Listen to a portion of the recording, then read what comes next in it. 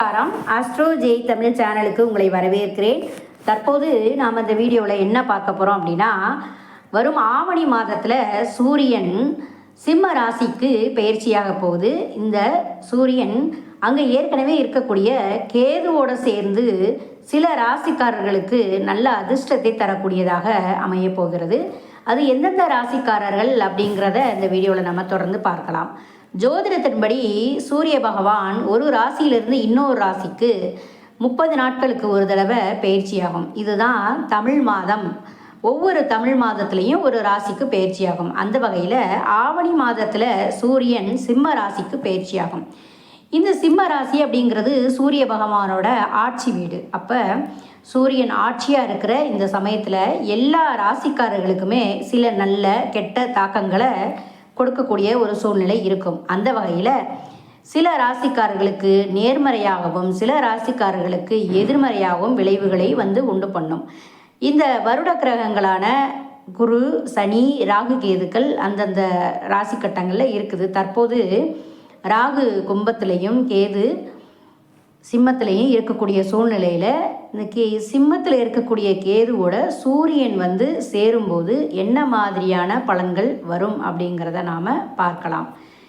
இந்த சூரிய பகவான் உச்ச வீடான மேஷ வீட்டுக்கு எப்படி நல்ல பலன்களை தரப்போகிறாரு அப்படின்னா, மேஷ ராசிக்காரர்களுக்கு வாழ்க்கையில் தற்போது சந்தோஷம், மகிழ்ச்சி அதிகமாக கிடைக்கும்.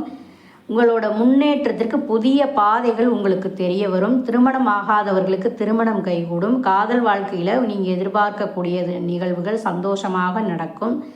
இதுவரை இருந்ததை காட்டிலும் தற்போது வாழ்க்கை மகிழ்ச்சியாக இருக்கும். அதே போல் படிப்பு, ஆன்மீகம் சார்ந்த விஷயங்களை நீங்கள் நினச்சது எல்லாமே நடக்கும்.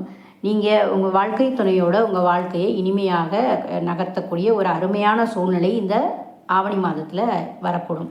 அடுத்தது இரண்டாவதாக சிம்ம ராசி.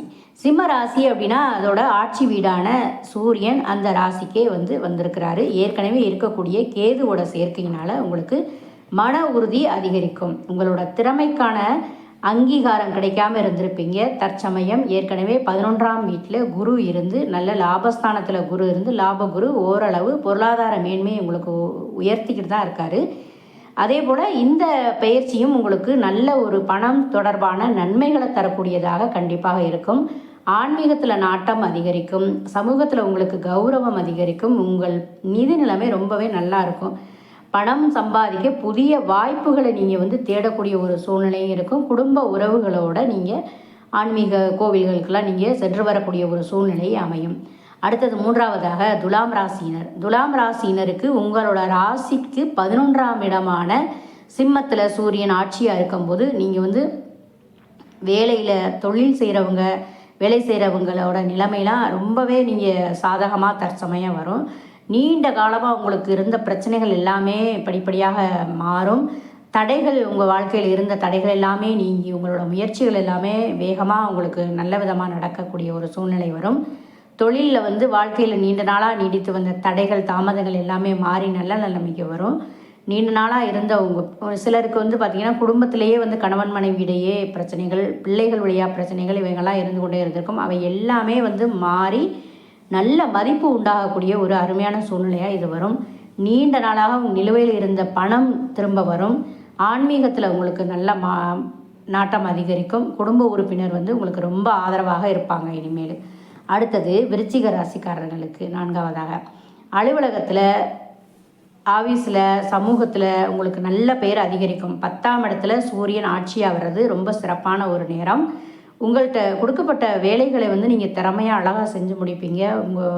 இப்போ அலுவலகத்தில் வேலை செய்கிறவங்களாம் உங்களோட வேலையை பார்த்து தற்போது பாராட்டக்கூடிய ஒரு சூழ்நிலை வரும்.